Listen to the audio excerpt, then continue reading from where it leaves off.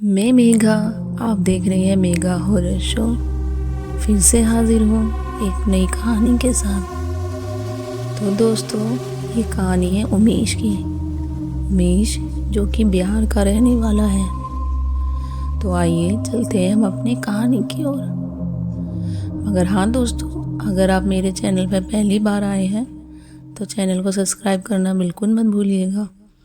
साथ में bell icon भी दबा दीजिएगा ताकि आपको टाइम टाइम पर मेरी वीडियो की नोटिफिकेशन मिल सके। तो चलिए चलते हैं हम अपनी कहानी की ओर। उमेश जो कि बिहार का रहने वाला है और दिल्ली में नौकरी करता है।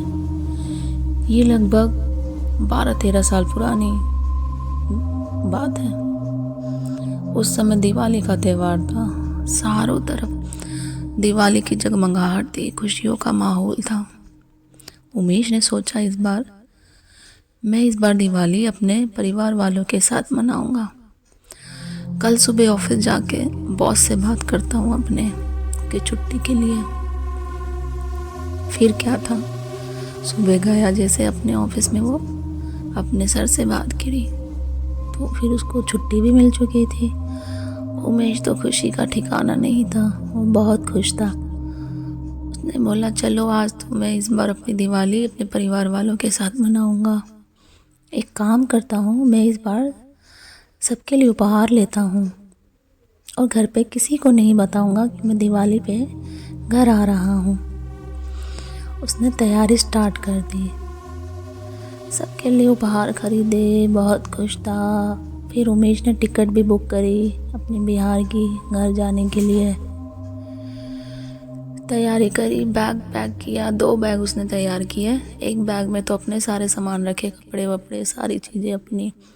दूसरी बैग में अपने घर के लिए जो उसने उपहार सबके लिए खरीदे थे वो सब रखे। फिर वो तैयार हो चुका था जाने के लिए।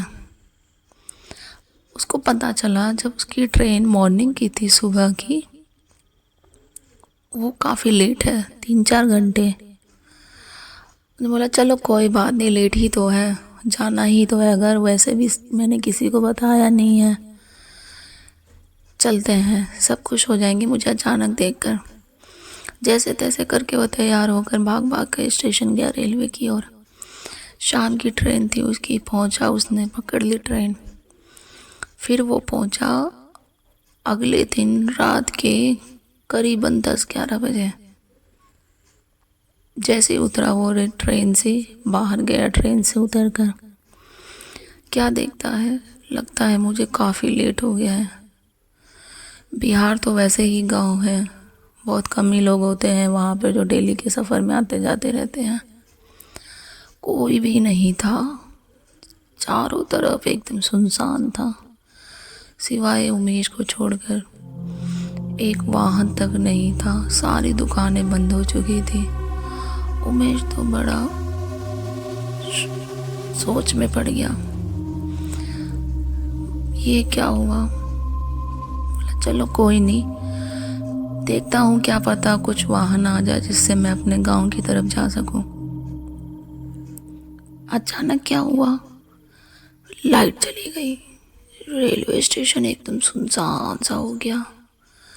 उमेश तो डर गया, यहाँ तो वैसे ही कोई नहीं था, अब ये लाइट भी चली गई। एकदम सुनसान, दूर दूर तक कोई नहीं था। कुत्ते की भौंकने की आवाज़ आ रही थी, दूर से सियार की चिल्लाने की आवाज़ आ रही थी। उमेश की तो जान जा रही थी, ये क्या हुआ, अब मैं क्या करूं। मुझे तो घर जल्दी जाना था, एक तो ट्रेन लेट, ऊपर से मैंने किसी को अपने घर में बता भी आया भी नहीं है। अगर कोई बात भी हुई तो मेरे घर वालों को पता भी नहीं चलेगा। ये सोचता हुआ एक पास ही में वो बेंच पे बैठ गया, बहुत डरा हुआ सा, सहमा हुआ सा। इधर देखता है, कभी उधर देखता है। आवाज़ें गूंज की, रात के सन्नाटे की, पेड़ों की आवाज़ें, पत्तों की झड़झड़ की आवाज़ें। बहुत डरा हुआ था। बैठे बैठे बैठे उमेश को कम से कम रात के 11-1 बज गए। फिर उसने सोचा मैं यहाँ कब तक बैठा रहूँगा। चलो आगे चलता हूँ कुछ दूरी पे, क्या पता कोई मुझे वाहन मिल जाए जिससे मैं अपने घर जा सकूँ। ऐसा सोचते हुए उठा, कुछ दूर चलता रहा। आगे देखता है आगे तो रोशनी है, लगता है वहाँ पर उजाला है, वहाँ खड़ा हो जाता हूँ, क्या पता कुछ मिल जाए मुझे घर जाने के लिए। जैसे ही वह वहाँ गया, वहाँ खड़ा रहा कुछ 5-10 मिनट करीब। क्या देखता है, दूर से रोशनी की आवाज़ आ रही है और गाड़ियों की चलने की। खुश हो गया ये आवाज़ सुन के उमेश। कुछ ही क्षण में देखा एक गाड़ी आ रही है, देखता है ऑटो दूर से आ रही है। आते ही उसके सामने रुक गई। उमेश तो बहुत खुश हो गया। देखा ऑटो की तरफ, एक बूढ़ा आदमी जो कि अधेड़ उम्र का था, करीबन 50-60 साल का होगा। बहुत ही मैले कपड़े पहन रखा था, बड़ी बड़ी तारी, सफ़ेद गंदे कपड़े। मगर ये सब उमेश ने ध्यान बिल्कुल नहीं देखा। ने बोला, चाचा जी आप क्या मुझे मेरे गांव छोड़ देंगे? मैं बहुत देर से वेट कर रहा हूँ, कोई भी साधन नहीं मिल पा रहा जिससे कि मैं अपने घर जा सकूँ। उस चाचा जी ने उमेश को देखा, का चेहरा देखा, बड़े ध्यान से 5-10 मिनट देखता रहा, उसकी बैगों की तरफ देखा, फिर बोला भारी आवाज़ में, चलो ठीक है बैठ जाओ, छोड़ दूंगा मैं। उमेश ने फिर भी उस समय ध्यान नहीं दिया, ये ऐसे क्यों बोल रहा है, आखिर मुझे घूर क्या रहा है, क्योंकि उसे घर जाने की जल्दी थी, बहुत देर हो चुकी थी। फिर क्या था, ऐसा सुन के उमेश तुरंत बैठ गया ऑटो में और बोला, चलिए चाचा जी चलते हैं हम। फिर ने ऑटो स्टार्ट कर दी चाचा जी ने। ऑटो चलती रही। उमेश के घर की तरफ जाने के लिए आगे 3 रास्ते आए। एक तो सीधा उसके घर की तरफ, दूसरा दाई तरफ जो किसी और गांव की तरफ जाता था, तीसरा जो रेलवे फाटक की ओर जाता था। चाचा जी चलते रहे ऑटो लेके। कुछ देर पे क्या हुआ, उसने अपना रास्ता पलट लिया। रेलवे फाटक की जो और रास्ता जा रहा था उसकी ऑटो वहाँ चल पड़ी। उमेश ने ध्यान नहीं दिया, उमेश सोच में था। वो ये सब सोच रहा था, मैं घर कब तक पहुँचूँगा, घर वाले देखकर मुझे बहुत खुश होंगे, ये सब उसके दिमाग में चल रहा था। अचानक क्या हुआ, देखता है वो, अरे मेरे गांव की तरफ तो ये रास्ता जाता है, बट ये चाचा जी दूसरी तरफ क्यों लेके जा रहे हैं मुझे। ने बोला, अरे चाचा रुको, आप गलत तरफ जा रहे हो, मेरे घर का रास्ता तो इधर है, आप रेलवे फाटक की ओर क्यों जा रहे हो। मगर चाचा जी की तरफ से कोई जवाब नहीं आया।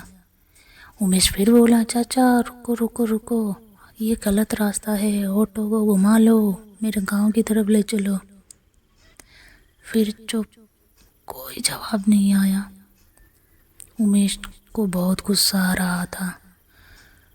अचानक से कुछ दूरी पे जाके चाचा जी की ऑटो रेलवे फाटक की ओर रुक गई।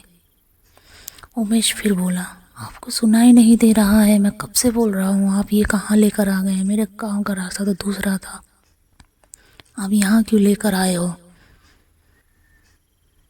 उमेश बोला, कुछ समझ में नहीं आया है, क्या हो रहा है ये। अचानक चाचा जी ने बोला, हाँ बेटा बोलो, बड़ी प्यार से आवाज़ में, मुझे तुम कुछ कह रहे थे, मुझे कुछ सुनाई नहीं दे रहा था। उमेश को गुस्सा आया, ये क्या बात हुई, मैं कब से आपको बोल रहा हूँ ये गलत रास्ते तो मेरे गांव का रास्ता तो सीधा है, आप यहाँ क्यों लेकर आ गए हो, वापस चलो, वैसे ही देर हो रही है, आपने और देर कर दी है मुझे। ये बोलकर उमेश ने सोचा कि ये बोल क्यों नहीं रहा है चाचा जी फिर से। कुछ क्षण के बाद चाचा जी की तरफ से जवाब आया, बेटा मेरी मंजिल यही है, तेरी भी यही है, अब आगे रास्ता ख़त्म है। ऐसा बोलकर क्या हुआ, वो जो चाचा जी था बूढ़ा 1.5 उम्र का, उसकी गर्दन है जो उमेश की तरफ मुड़ी 90 डिग्री पर। भयानक चेहरा, नाक से खून, चेहरों पे नाखूनों के निशान, काला सा एकदम। वो एक जो चाचा जी था 1.5 कुछ का, वो भूत था। ये देख कर उमेश की तो सुट्टी पुट्टी हो लग गई, वो बहुत तड़ गया। अब वो बोला भाई मैं तो फंस गया, मैं तो जहाँ दिवाली मनाने जा रहा था आज तो मेरी ही दिवाली मन गई, ये तो भूत है, अब मैं क्या करूँ। ये सोचकर उसने जैसे ऑटो से ही उतरा, नाव देखना था, भाग पड़ा खेत की ओर।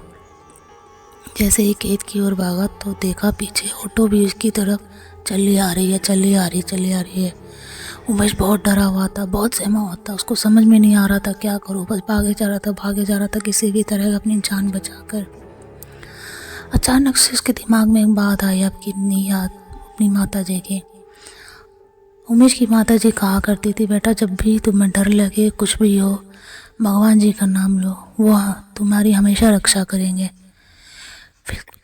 फिर क्या था, उमेश जी ने सोचा हनुमान जी का नाम लेता हूँ, हनुमान चालीसा पढ़ता हूँ, हनुमान जी तो भूत प्रेत से सबको बचाते हैं, मुझे भी बचाएंगे।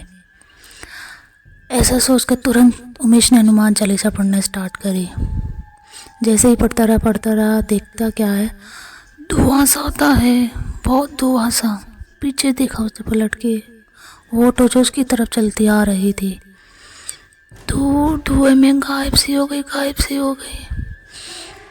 फिर तो मैं जैसे भागा, ना आगे ना पीछे, इतनी स्पीड से अपने गांव की तरफ भागता रहा। थोड़ा रुका, सांस लिया, जब जाके वो अपने घर करीबन सुबह उसको हो चुके थे 4-5 बजते हुए, पैदल ही अपने घर पहुंचा। सारी घटना ये उसने अपने घर वालों के साथ बताई, अपनी माता को, पिता को, भाइयों बहनों के। ये सुनकर घर वालों के जान में जान आई, चलो आज ईश्वर ने हमारे बच्चे को कैसे कैसे बचा लिया। तो दोस्तों, आपको इस कहानी से शिक्षा क्या मिलती है? जल्दबाजी में हमें कोई फैसला नहीं करना चाहिए, और हाँ, रात में, अंधेरी रात में सोच समझकर हमें फैसला करना चाहिए। किसी अनदेखे इंसान पे, व्यक्ति पर देखो, सोचो, समझो, फिर हमें उसकी मदद लेनी चाहिए।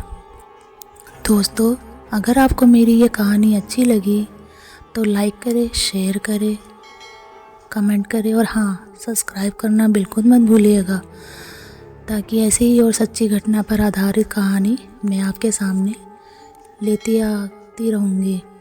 तब तक के लिए शुभ रात्रि।